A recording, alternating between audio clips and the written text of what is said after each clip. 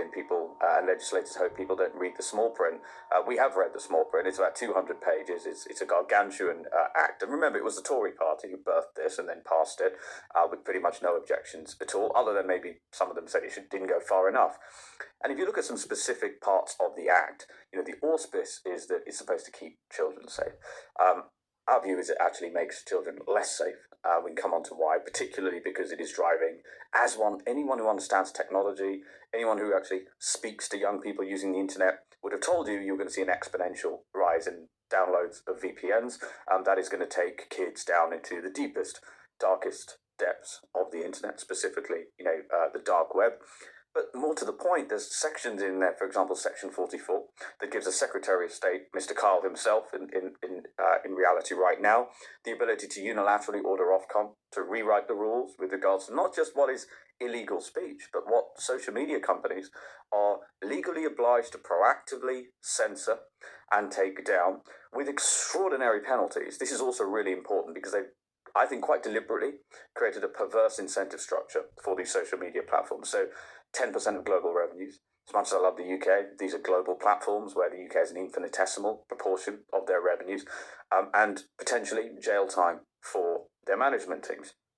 So what are they going to do? They're going to be overly censorious. Then there's Section 179 that creates a threshold, far be it from causing direct harm to children or actively or inciting violence, which are quite familiar legal thresholds. It creates a threshold of causing non-trivial psychological harm. That's a direct quote from the Act. Who determines that? And now you've got already evidence of quite serious things actually being removed, being censored, even on X, which I would say is probably, you would assume, would be the strongest in terms of free speech due to its ownership.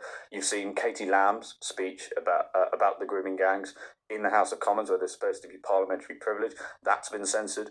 A transcript of from one of the trials in the grooming gang cases, that has been censored. And then you have some more humorous ones, although no less, I think, instructive.